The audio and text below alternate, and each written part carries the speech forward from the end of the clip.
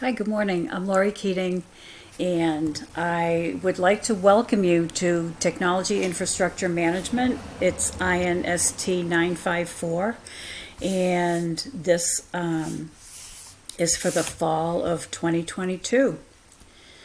In this short slide deck, I just want to cover a brief introduction to myself, a little bit about the modules we'll be looking at.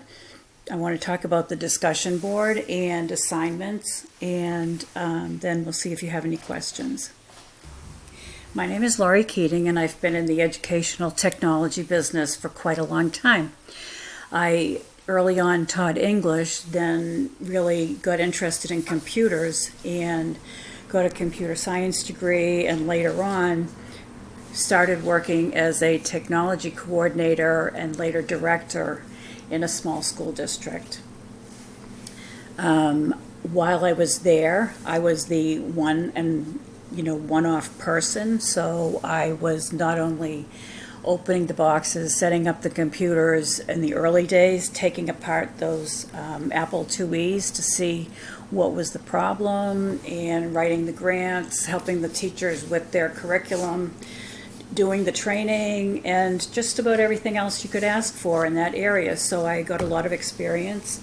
Over the years, I've been a president of MassQ. I was an educational technology consultant for the CELT for a number of years, and served in a lot of different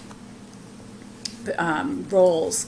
It was interesting coming up during the early and mid 90s because everything was new and fresh and undefined, and so those of us who were interested had an opportunity to take part in leading the charge and setting the definitions. So, and I guess it was around 99, I got my school district involved in the virtual high school. We were one of the early schools, offered a course, and I wanted to learn about what it was like to take online courses. So I came across this certificate program from UCLA online in online teaching, and really liked it. So later on I pursued a doctorate in instructional technology and distance ed, and have been teaching online for Framingham State since 2001. This class actually is the first one that I taught for Framingham State, but the content has changed completely since then.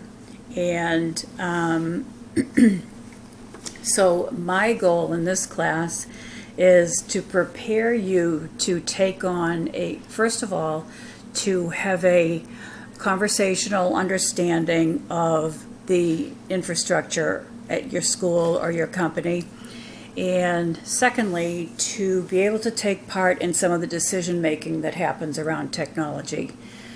So that's where I'm going with this class. I don't expect you to do computer repair or to design a network, but I expect you to understand how to think through the process. So this course will be divided into 6 modules. Most will be 2 weeks, a couple will be 3. We don't have anything going on during Thanksgiving because people need the holiday. So the first one will be about hardware and software. We'll talk about some basic concepts of hardware, and also talk about how you make hardware-related decisions. So the second module is about building networks. That is the part of the network that is inside the walls, so local area networks, and then we'll go on to the wide area networks that would combine those clusters. But it isn't until the third module that we'll get into internetworking, like connecting to the internet, cybersecurity, other things that are related to that. In the fourth module, we'll take that leap into the applications, and so many of those are cloud-based these days. We'll talk about different kinds of cloud services, and we'll also talk about the data and what you do with it and how you how you work with multiple data sources to have a meaningful, of course, all of this between the personal devices, the school devices, the data that goes on, all of this is going to require a lot of policies. So we'll take a look at the types of policies that your work environment has. And then finally in Module 6, we'll talk about a few of the emerging trends, not so much to introduce them in a what's coming up way, but also to talk about how these can define the careers of tomorrow. How are we going to prepare our students for those careers, starting in the K-1-2 classroom? And you'll notice that I say work environment a lot because the instructional technology program has expanded to become educational technology program at Framingham. And so we have a lot of people that we welcome into the classes who are not in a K-12 situation. So I'm trying to be more inclusive. So on the discussion board, I'm not looking for an academic paper. I'm looking for your insights from experience or observation. I will toss out questions, thought questions that you should be able to answer, and from doing the readings, the content that's in the modules, but then going further and connect it to what you've seen or heard about in your work environment. The discussion is open for the duration of the module, that 2 or 3 weeks that's going on. I want to see your initial post during the first week and then support that during week 2. So you don't just go in once, say something, and then abandon it. I've been teaching, as I said, for a long time. I see a lot of people who come in on day 13 of a 14-day window and make their one post and think that's participation. Well, that's like soliloquy as compared to dialogue. People who have been working all along don't have an opportunity to respond to that, and why should they be going on in the following module to respond to something when it should have already been completed? So it's important that you keep up on the discussions. The discussion is 25% of your grade, and once I grade them at the end of the window, I don't feel that I should be looking back. I certainly know, though, from my experience, that life happens. Sometimes you're unable to do something, so tell me. I can't see you. I can't read your mind, and so you need to let me know if something's come up and you're not going to be able to participate, because then we'll come up with an alternative to that particular discussion. So your responsibilities are the discussion board, and then there are 3 projects to do. So the first one, we're going to talk about each one. First one is a product comparison. Second is a network walkthrough. The third one is a data project or policy project.